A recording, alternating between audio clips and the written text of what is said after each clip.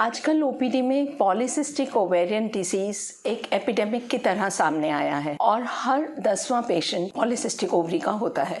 तो ऐसा क्या हो गया कि पॉलीसिस्टिक ओवरीज इतनी कॉमन हो गई। I remember when I was medical student, तो एक पॉलीसिस्टिक ओवरीज के लिए हमें सिर्फ एक शॉर्ट नोट बताया जाता था। तो आप खुद सोचिए कि इसका प्रेवलेंस कितना कम था और इसका प्रेवलेंस अब इतना क्यों बढ़ गया। So I shall be talking on polycystic ovaries in my following videos to tell about polycystic ovaries. I am doctor Kanchan Malik, director Mangalam hospital Meerut and a women disease specialist. इस वीडियो में मैं पॉलीसिस्टिक ओवरीज के symptoms और causes के बारे में बताऊंगी। Polycystic ovary जैसे अपने नाम से ही बताती है, poly means many cyst in the ovary. और बेसिकली ये सिस्ट नहीं होते, ये बहुत सारे फॉलिकल्स होते हैं। इमेच्योर एग्स को फॉलिकल्स कहते हैं और जब बहुत सारे फॉलिकल्स हो जाते हैं तो उसको पॉलीसिस्टिक ओवरीज कहते हैं। पॉलीसिस्टिक ओवरीज भी 3 प्रकार से प्रेजेंट करती हैं। पॉलीसिस्टिक ओवरी मॉर्फोलॉजी जिसे PCOM कहते हैं, पॉलीसिस्टिक ओवरी डिसीज जिसे PCOD कहते हैं और पॉलीसिस्टिक ओवेरियन सिंड्रोम जिसे पॉलीसिस्टिक PCOS कहते हैं।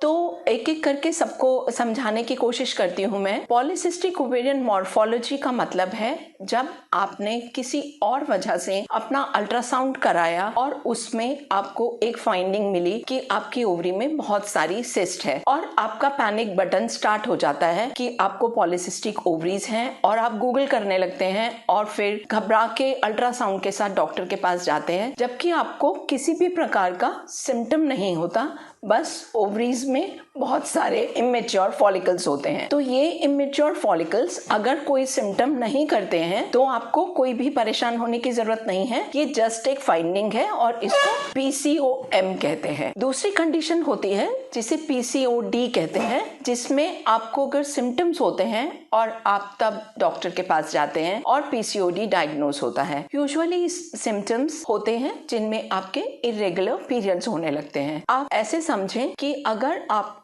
ओवरीज का जो काम है वो अंडा बनाना है, तो हर 14वें दिन हार्मोन्स के इन्फ्लुएंस से एक एग मैच्योर होता है और एक अंडे का आकार ले लेता है। अगर ये अंडा प्रेग्नेंट वुमेन में यूज हो जाता है तो प्रेगनेंसी हो जाती है और अगर ये अंडा नहीं यूज होता तो पीरियड्स हो जाते हैं और फिर से 14वें दिन एक नया एग बन जाता है और ये साइकिल चलती रहती है और मेंस्ट्रुअल साइकिल आते रहते हैं। पर अगर बहुत सारे फॉलिकल्स बने हुए हैं और कोई भी अंडा मैच्योर नहीं हो पाता तो आपको पीरियड्स नहीं आएंगे तो आपका और ओव्यूलेशन डिस्टर्ब हो जाएगा और अगर पीरियड्स आते भी हैं तो वो अनइंटरप्टेड आते हैं क्योंकि हार्मोन्स इम्बैलेंस होते हैं।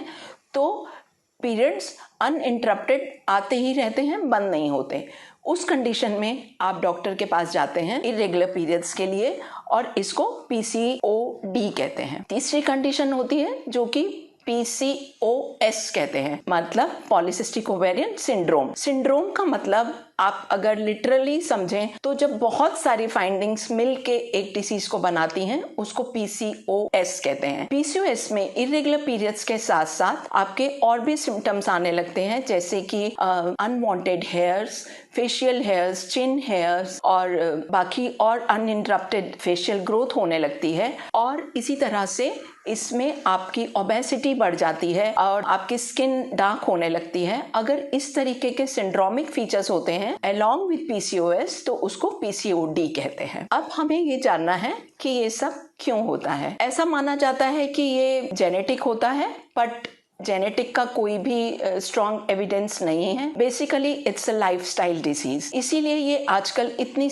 उभर के सामने आई है और स्पेशली एडोलेसेंट गर्ल्स में। तो पॉलीसिस्टिक ओवरीज के मेनली सिम्टम्स में मैंने जैसे आपको बताया, सबसे पहला सिम्टम है आपके इरेगुलर मेंसेस होना, दूसरा सिम्टम है आपके अनवांटेड फेशियल हेयर्स होना और तीसरा है ओबेसिटी होना। ये सब क्यों होते हैं? इसमें आपके जो एंड्रोजन हार्मोन्स हैं वो बहुत मात्रा में बढ़ जाते हैं। एंड्रोजन हार्मोन्स मतलब मेल हार्मोन जो कि टेस्टोस्टेरॉन होता है। जब मेल हार्मोन बढ़ जाता है तो आपके अनवांटेड हेयर्स आने लगते हैं। दूसरी कंडीशन होती है इसमें इंसुलिन रेजिस्टेंस बढ़ जाता है। इंसुलिन हार्मोन एक पेंक्रियास से रिलीज होता है जो कि आपके ब्लड में जो ग्लूकोज होता है उसको यूज करता है और उसको एनर्जी में कन्वर्ट करता है और आपको एनर्जी मिलती है। अगर इंसुलिन ये काम नहीं कर पाता तो और इंसुलिन बनने लगता है, और जितना इंसुलिन ज्यादा बनता है तो आपके बॉडी में शुगर की मात्रा बढ़ जाती है और आपको ओबेसिटी हो जाती है। इसीलिए इसको इंसुलिन रेजिस्टेंस डिसीज भी कहते हैं और इसमें सीरम इंसुलिन की मात्रा बढ़ जाती है। तो अगर हम पॉलीसिस्टिक ओवरीज को देखें तो उसमें 3 क्राइटेरिया मेन होते हैं और उनमें अगर आप किसी पेशेंट को पीसीओएस के लिए लेबल करते हैं तो उनमें 2 क्राइटेरिया होने बहुत ज़रूरी हैं।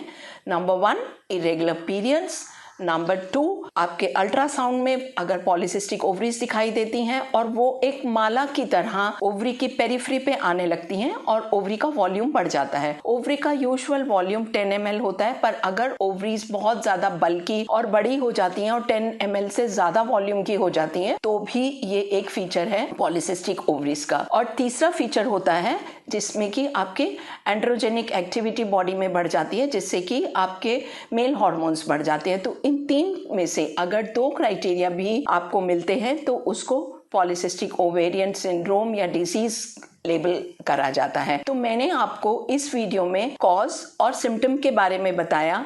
अगली वीडियोस में हम इसके जो साइड इफेक्ट्स होते हैं पॉलीसिस्टिक ओवरीज के, वो आपकी बॉडी को कैसे अफेक्ट कर सकते हैं और इससे आप कैसे निदान पा सकते हैं, इसके बारे में बात करेंगे। So stay tuned for further videos about polycystic ovary disease, and if you like this video, please like, share and subscribe. Thank you very much.